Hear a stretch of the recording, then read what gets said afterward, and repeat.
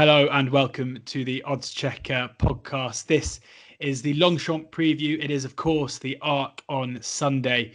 Not going to be great racing conditions, but we are dry at the moment, and I'm very happy to be joined by Andy Holding, as ever, Oddschecker's very own tipster. Andy, are you keeping dry? Are you looking forward to the weekend?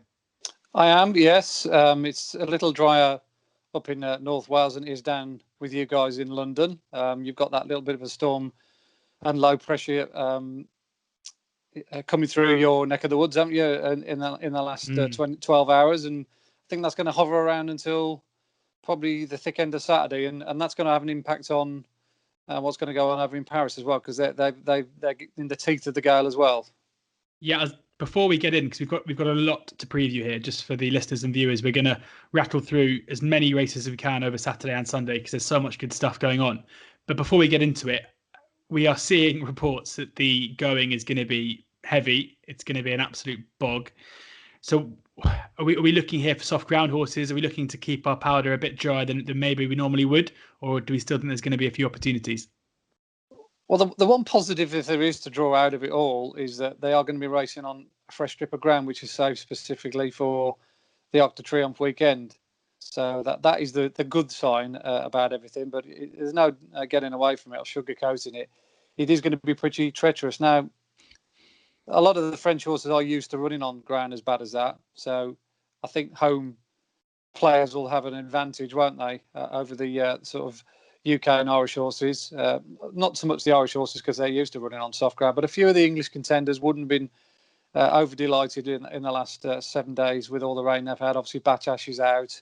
We've got one or two other notable defectors along the way, which is a little bit of a shame. Obviously, Love as well's come out of the Arc, but that doesn't mean to say that we haven't got some good races to get stuck into, because a lot of the supporting races, both on Saturday and Sunday, have some major contenders that won't mind the ground. Okay, here we go. This is going to be a whistle-stop tour. It's just me and Andy. Before we get stuck into the racing, just going to point you in the direction of the Oddschecker app, the very best place for all of the best prices. We'll be talking in terms of best prices today. The best bookie offers free bets and the very best tipsters as well, including the man on the phone to me right now, Andy Holding. You can get his tips every day, first and foremost, on the Oddschecker app. Right. Let's get ourselves to Longchamp. The first race we're going to be previewing is the 12:30 tomorrow. The Prix de Chardonnay is over 1 mile and 7 furlongs, and Max Vega is the 9-4 favourite for Rafe Beckett and Frankie Dettori.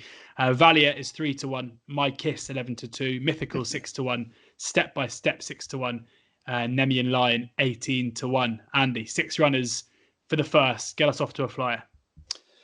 Try my best. Yeah, I mean, Max Vega probably sets a fair standard, doesn't he, with his run at Newbury against the older horses. Hookham, of course, didn't do the form a whole pile of good at, say, in the St. Leger.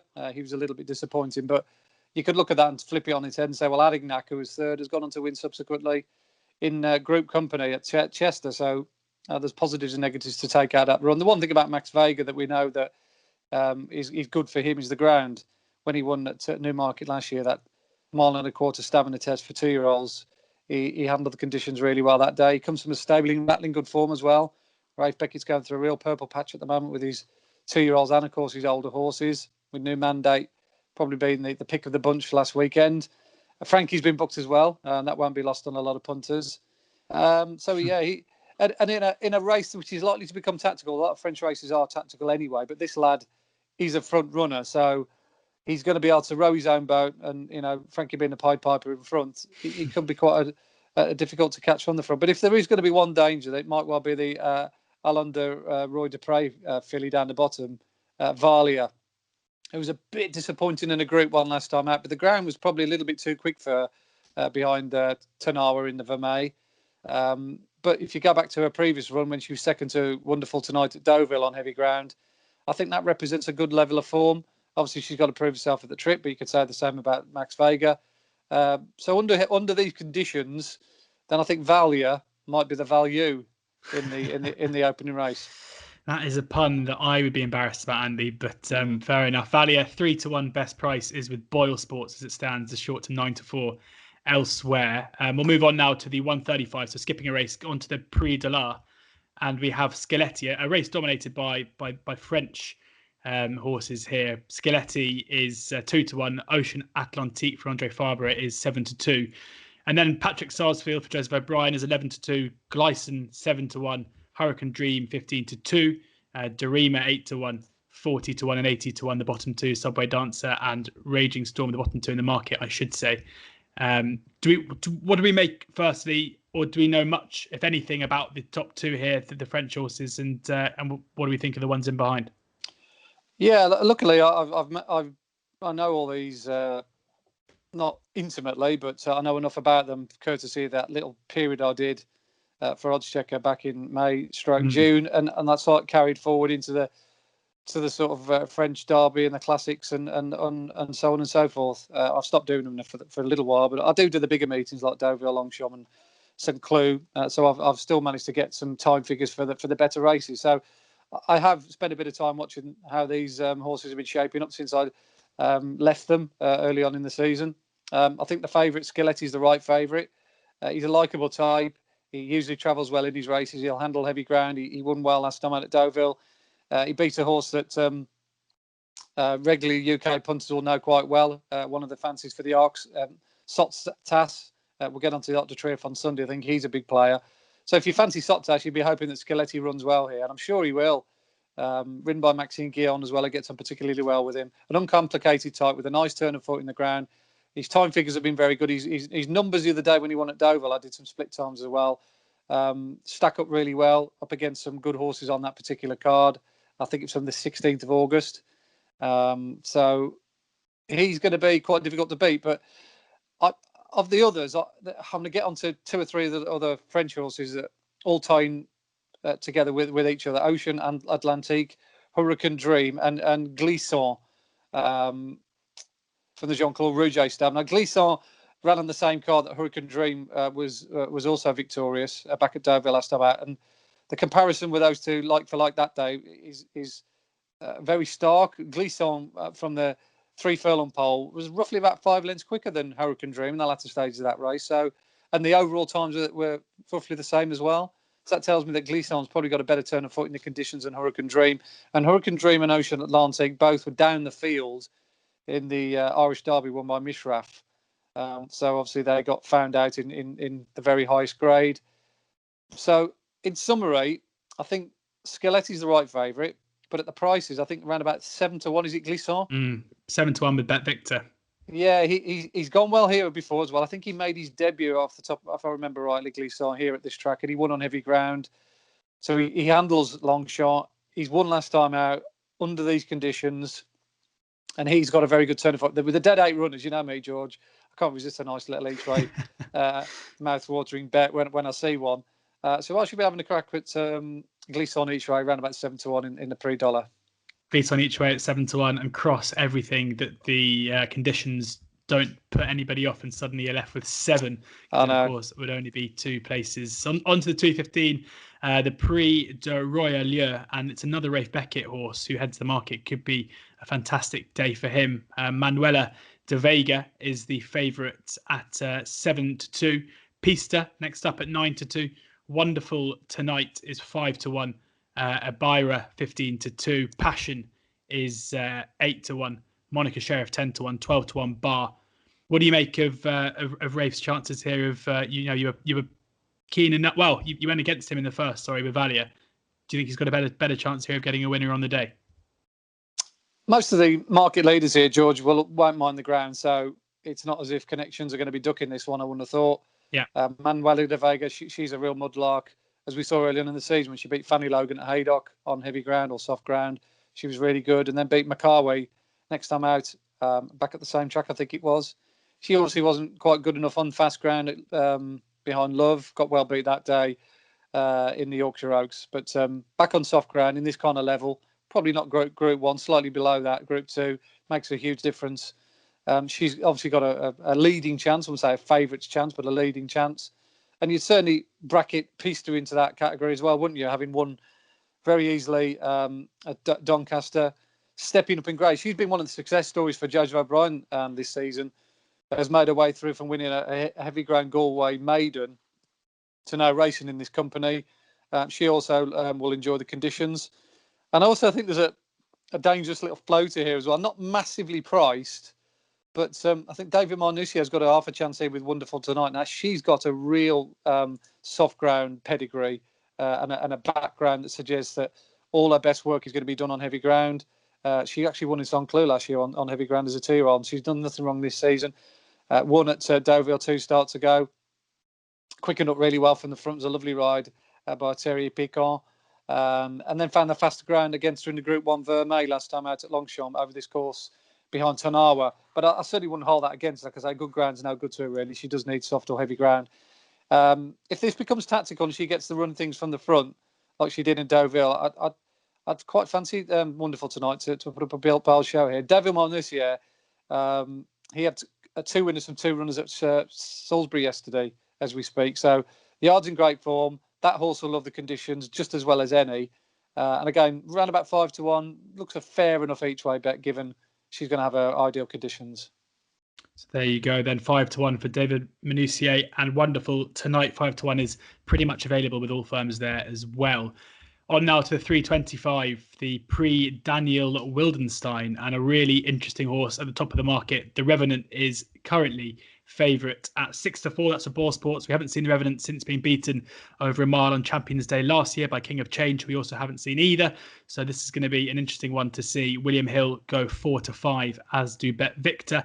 Shaman is 4-1. Motomaris 7-1. Mamora 15-2. Although I think Mamora might be a non-runner that could come out. 12-1 bar. So Andy, we'll start with the top of the market here. 8 runners and effectively an even money favourite. I know your style normally, it might be one of the bigger price ones, but what do we think of the Revenant? He's top class, isn't he? He's definitely a Group 1 horse, there's no doubt about that. And he took advantage of dropping into this slightly lower grade last year. Then he won this race last year off a long layoff. So there's not that much of a worry about him being not ready. They're obviously going to trying to gear him up for Ascot. Again, I imagine they're going to go back there in a few weeks' time and try and go one place better than they did last year when they got beat, as you said, by King of Change. I think Pierre Boudot, the jockeys, having watched a lot of French racing, is different class to a lot of the French jockeys. It's almost like having Frankie on your side, really. He's just brilliant tactical judge from the front and from behind. Having watched the videos back on the Revenant most times, he looks a fairly reliable type. That he's uncomplicated. He relaxes well in his races. He quickens well. Ground's not a problem to him. He's not going to be 100% fit because I think Ascot is his number 1 target, but he probably might not need to be, George, against this mob. Shaman, who got beat in this race last year, isn't quite good enough for him. The English representation, the Irish representation isn't probably up to this standard either. Hurricane Cloud would have to improve what he did earlier in the season of what I saw of him. I can make half a case up for Freddie Heddy's Motomaris, who was behind Skeletti last time out. That form line I think is quite good. If you were betting without the favourite, he might be an interest. But it's all about Revenant here. He's a deserved favourite, and it's not one that I'm going to be opposing or trying to find something sneaky each way, particularly as we might be down to 7 runners as well. What are your thoughts on the Revenant at 12-1 for that mile race at Ascot in a couple of weeks? The field probably looks a bit stronger with Palace Pier heading it up, Kamiko in there as well, Terabellum priced up. But you have to think that if the Revenant puts in a similar performance to that of last year, then that 12-1 probably won't be hanging about. I think that's probably a good shout, George. Yeah, he's only going to go one way in the market, isn't he? If he finishes second, everyone will say, "Oh, he needed the run, but that was a great trial." If he wins, everyone will say, "Oh, that was better than expected." It's a win-win situation, isn't it, with him? And the fact that he goes there fairly lightly raced as well. He hasn't had so many hard-knocking races as what the UK and the Irish horses have had. He'll go there pretty fresh, raring to go. And we know he handles Ascot, which is sometimes with these French horses coming over, they've got good form. But until they've run at Ascot, which is a very specialist track, you never know whether they'll handle it. But he did last year. So, 12-1's a big price. There we go. The final race we're going to preview tomorrow, the Saturday, is the Prix de Cadran, where there's another very short price favourite in Call the Wind at 10-11 for Oliver Peslier riding that one. Then Princess Zoe is 3-1. Think of Me 8-1. Then 12-1 Bar, a few in there, 9 run. Again, we'll start with the jolly here, Andy. With this a horse you're looking to side with. Do you know much about the horse? I do, yeah. I've known this horse before I even got involved with the French racing more heavily this season. He got beaten this race last year by a horse that nicked it from the front. He was victorious in this race 2 years ago, so the Cadran's very much his race. He's probably the preeminent staying older horse in France. He hardly ever gets beat. If he does, sometimes he's caught out tactically more than anything else. But 2.5 miles at Longchamp on very heavy ground is going to be right up his street. He quickens really well, and there's no other way you couldn't put him in favourite. But I've got a huge amount of time for this Princess Zoe. I've put this horse up a couple of times on the oddschecker pages, and she's done me proud, including when she won in listed company last time out at Galway. She beat a horse that I quite like, was called Barrington Court, quite comfortably. Now that was against fillies, and of course she's taken on the older horses here, but she's very experienced. She comes from Germany. She's got a background of running on soft or heavy ground. The biggest mythical in the history of turf will probably go down is how on earth this horse managed to get beat off a mark of 64 in a handicap at Navan. Funny enough, I was fortunate to put up the winner that day, but little did I know that Princess Zoe was a 110 rated horse in waiting. And she's just steadily improved. All her wins have been rubber stamped with a good turn of foot at the end of her races, so she can quicken in heavy ground. And it'd be lovely for Jerry Sheridan as well, if he could have a big Group 1 winners for Anthony Mullins. Great story, and it would be the ultimate ending for the season for Princess Zoe. Perhaps before she goes down the hurdling route. So I've been told. There have been quotes floated around for the mares hurdle at the Cheltenham Festival, but let's not get too far ahead of ourselves. Let's just talk about the Cadran and hope she can pull that off for the Irish fans.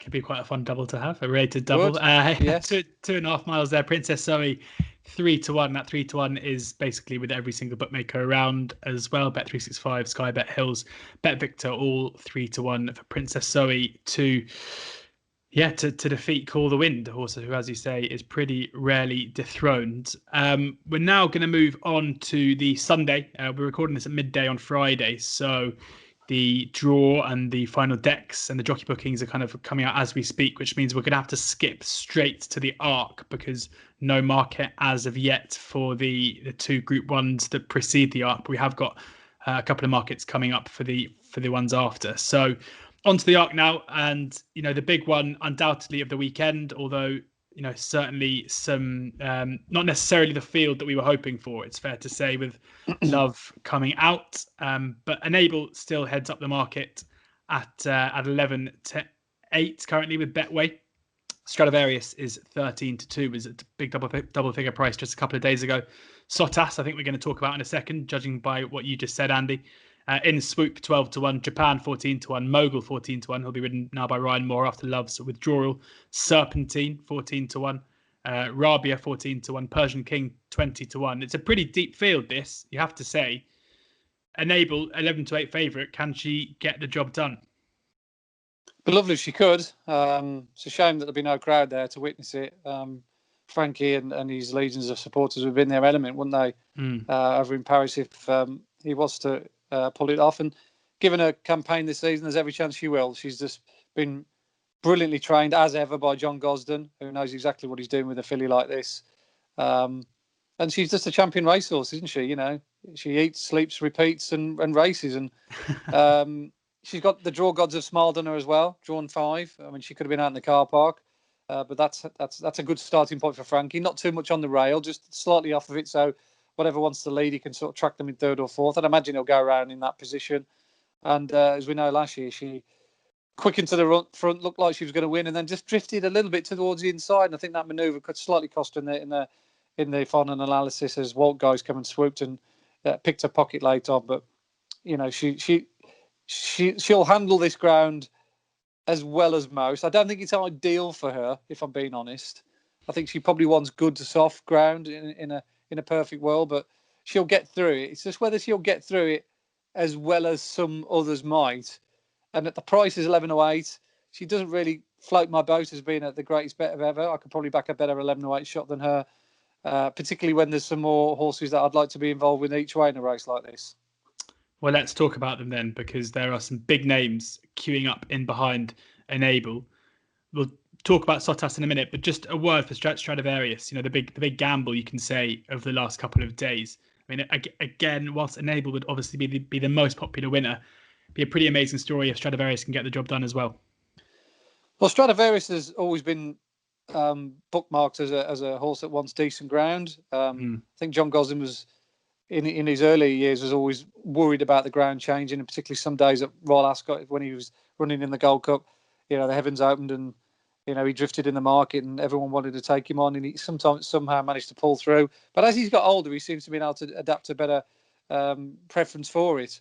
The fact that he does get 2.5 miles in heavy ground has got to be a bonus given the conditions. Stamina is no problem to him. He's the horse that will keep going and keep galloping at the same speed. And also as well, if you go back and watch his trial run, now it was a very slowly run race. It very much suited Anthony van Dijk, and it was the slowest of those 1.5 mile trials. But what it also showed you is that it can quicken in the latter stages when the pace is slow. They came home in 33 and change that day from 3 out. So that actually, in a weird sense, put an extra dimension to his game. So if they go fast, he's going to be fine. But if they go slow, he can quicken. So he's got a bit of everything, really. And I was looking at his stats. Apart from his first 2 races as a 2-year-old when he got beat, he's yet to finish out the first 22 other races since. So he's pretty remarkable record for a horse of his nature. The only negative is stall 14.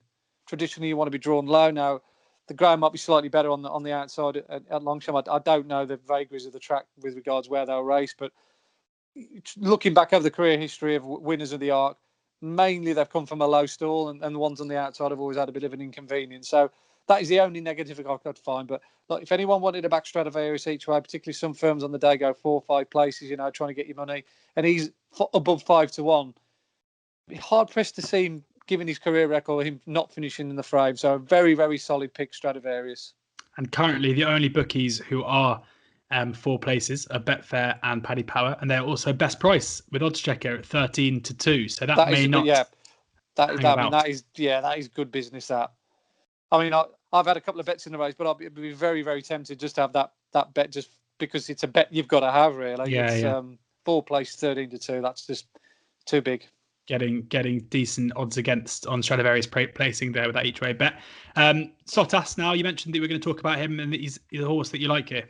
Yeah, he's similar to Wiltgeist in many respects from last year. Wiltgeist had a go at the Arc the previous year. Connection said, right, we'll come back and have another crack at it. And Connections of Sottsass have done pretty much the same. They finished 3rd in this race last year, and they've campaigned their 4-year-old all the way around, coming back here 12 months on. And if you look at these runs this season, they've got gradually improved. He needed the run first time out when a lot of the yards horses were going through a bit of a sticky wicket. But, he was a good second at Dover 2 starts ago in an adequate trip. Gaining an adequate trip last time out in the Group 1 on Irish Champions weekend behind Magical and Gayath. But, I mean, that form on its own, to only get beat a couple of lengths by those genuine top-class, world-class Group 1 horses on good ground over 1.25 miles suggests that he brings his A game very much to the table here on Sunday. He'll have his ground conditions. He won't mind heavy ground. He's got a lovely draw stall for Christian de Moro's on board as well. Yard's going great. I've had a right chunky bet on him at an anti-post price. So I'm more than happy with the bet I've had with him. So, yeah, I'd be disappointed if he's not in the first 3. I was going to say first 4, but I'm fortunate with an anti-post bet. I've had to take first 3 prices, of course. Can't have everything. But, yeah, he's bound to go well, Sottsass. Sottsass, I should say, is 8 to 1 across the board, except for Betway, who've clipped him into 13 to 2. Before we move on, Andy, any others big double figure prices you want to keep an eye on? Mogul's been an interesting developer, you should say, this season for Aidan O'Brien. Progressive, Serpentine, of course, beaten by the stablemate last time out. Any of these you think could come and crash the party? Well, you've led me in nicely to talk about the other horse I backed in the Arc de Triomphe, and that's courtesy of Mogul, who won the Grand Prix de Paris last time out. That Group 1, again on trials day. There's the Vermeil, the Prix Foret, and this race. And this was the fastest run. There was a real proper gallop that day. So it was a proper test at the track over the trip. And Mogul on the day came out on top. But the ground's going to be very different to what it was 21 days ago. And the horse that finished second was the big eye catcher in that race that day, In Swoop. Again, a horse that I didn't really know much about until I watched some French racing early on in the season and some international racing. And I really like him. He's a big, strong type. He'll absolutely love the ground. He's got a pedigree steeped in history with heavy ground participants. And he's been handed the favourable draw of stall 1. I wouldn't be overly keen on a jockey, if I'm being honest. I was hoping that I think either Christian De Muro or another jockey's ridden him in the past, and he wasn't overly great on him last time tactically, but hopefully he would have learned his lessons. But either way, I think In Swoop's a very big contender. I think if there is going to be a gamble on the day, it might well be him, because of all the main 4 or 5 in the market, I think he's the one who will absolutely love the ground wholeheartedly. So I've backed 2 in a race. I've backed Sottsass and In Swoop. Luckily, they've been drawn well, so I shouldn't have too many excuses. In Swoop 12-1 best price with Unibet, and I have a feeling after we get off the phone, you're going to be making a call to Paddy Power to get that 13-2 4 places as well. Possibly. Anyway, we'll move on now to the last 3 races we're going to be covering, and first of all, the Prix de l'Opera, where we have Fancy Blue just topping the market at 11-4, Alpine Star 130, Torquil 9-2, Tarnawa 8-1, 14-1 Bar. Andy, coming straight to you here to make sense of this one. Yeah, it's a cracking race, this. Obviously, the French have got a big chance here, as well as the Irish contenders that make it a fascinating affair. Fancy Blue, winner of the Nassau. This ground will definitely be a worry for her. Alpine Star was supposed to run in the Prix Saint-Marcel Boussac last year, but in the end, another Jessica Harrington horse, Albinia, took a place and obviously was victorious. But despite those two taking a huge chunk out of the market and having leading claims, I must admit, I do think the other Irish horse, Tarnawa, has been grossly overlooked here. Dermot Wells. I think Dermot Wells and Connections will be absolutely kicking themselves. They haven't even given this horse an entry in the ARP, because when she won the Vermeer, love the way she went through that race. She scythed through the field and quickened up really smartly. Now, that was good ground, George. So, conditions on Sunday are going to be a little bit different. But she has handled very soft ground over in Ireland at Cork when she won last year. So, I wouldn't necessarily say it'll be against her on Sunday. But just strictly as a value perspective with Christophe Soumi on board, I'd have more than half a look at her. But it's one of the most wide open of the big races on Sunday. I wouldn't have a gut feeling or a strong enough view to perhaps put something, let's say, up on my oddschecker pages, where I'll probably do something for the Abbey and for the Arc. But for the benefit of listeners for this particular podcast, Tarnawa is definitely the pick. Tarnawa 8-1 with 888 Sport as it stands. 2 more to come, and you said you put something up for the Prix de l'Abbé, and that's where we are now. Glass Slippers 2-1 favourite, Make a Challenge 4-1, Keep Busy 8-1, Liberty Beach 9-1, Wooded 11-1, 12-1 Bar. Yeah, well, there was half a chance of me coming onto this podcast and being super smug, because I've backed Make a Challenge at a nice anti-post price. So I'm thinking, rubbing my hands, Batash is out, lovely jubbly. We're only down to 11 runners, even better. So the one thing I didn't want, having backed Make a Challenge at a big price, was a high draw. So a big custard pie goes in my face when he's gone and bagged draw 11 of 11. So old Mr. Smug here has had to had the smile wiped off his face, because that is not an horrendous draw, because there is only 11 runners, but it's the worst possible draw he could have had. Last year, Glass Slippers won this race, a horse which I put up on the site. The first 3 home were drawn 1, 3, 4. And if you go back and look at the history of winners for this race, low numbers dominate by a mile. It's almost like Chester, even though it's a straight track.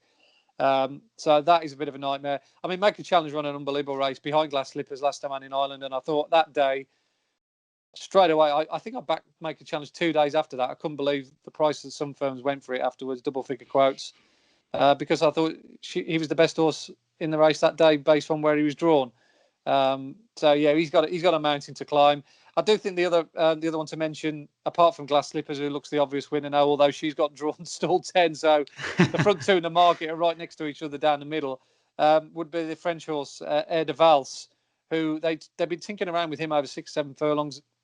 He's been running okay, but he was a revelation here over course and distance when he beat Wooded in his trial. He won the same trial that Glass Slippers won last year before coming on to win the Abbey, and he's got drawn stall 7. Not great, but like I say, it could be worse. So my tip is going to be Make a Challenge. I was hoping he's good enough to overcome that draw, and maybe the better horses, given where they're drawn, might just be able to dominate. But He would have been. He would have been a two. Excuse me. Go on. I was going to say, can I ask what price you're on at? 14s. Lovely. Well, 14s. you can't be crying too much about a bad draw. Well, it could be the worst bet 14 of. It doesn't matter really sometimes what price you've got. If they're drawn in the wrong place, it could be any price. Could be a million. Yeah, exactly. So I think he'll probably drift because of that draw now. If he was drawn 1 to 5, he'd be a 2.5 point each way nap. It'd be impossible to beat him out the fray, because I think on 5 furlongs on very soft ground, there's not many better horses around the world than Make a Challenge. There you have it. Make a Challenge 4 to 1 at the moment, but with a caveat of having a very, very poor draw. William Hill, Betfred and Boyle Sports Glass Slippers 2 to 1 with Hills, and Air de Vals, the other horse that Andy gave a positive for there, 12 to 1 Hills, Freds and Boyles. The last race we're going to be talking about, Andy. It's emotional. This is it. It's the Prix de la Foret, and we have Earthlight is 2 to 1 favourite ahead of One Master, a horse we've spoken about a lot this season. Safe Voyage is 4 to 1. Lope Fernandez is 8 to 1, and 16 to 1 bar. No, it's absolutely fine. It's absolutely fine. So long as you give us the winner here, Andy, I'll forgive you for a little cough.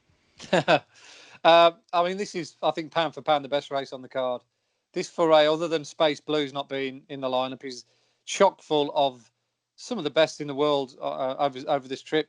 And a lot of them, like soft ground. Earthlight was a good winner last time out. I love the way he quickened up. He beat a stellar field. I think he's probably had his whole season geared around this, because he's not a miler, but he's, set a proper 7 furlong horse. But he's up against One Master, as we know, on her days, one of the best around on soft ground. And then you throw into the like Safe Voyage, who's been a massive improver. Lope Fernandez, who I think this intermediate trip is very much suitable for him. Trot Bow as well, who was chased home Earthlight last time out, was probably given too much to do, is also a player.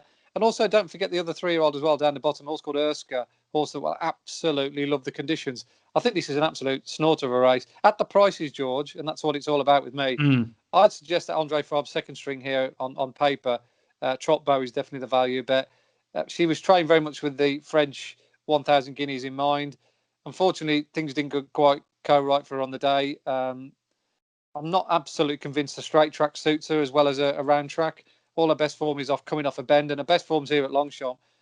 She only just got beat by Earthlight last time out, so it makes no sense why she's 16 to 1 and he's like 7 or 4. There was only like half a length between them. She was gunning him down at the end.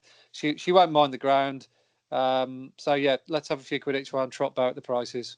Trot Bow 16 to 1 with William Hill. Thank you very much, Andy, for taking us through all the racing at Longchamp this weekend. Fingers crossed, a few winners in there. Fingers crossed the going doesn't ruin what should be a fantastic weekend of racing. And yeah, let's hope that Enable can get it done. Please do make sure you download the oddschecker app for all. You're basically just the perfect companion to enjoy the racing this weekend, with the best prices, the best bookie offers, the best free bets, and Andy's tips straight to you in the morning, so you don't miss those prices as they disappear. Enjoy the racing. Thanks very much to Andy for joining us, and we'll be back in a couple of weeks to preview Champions Day.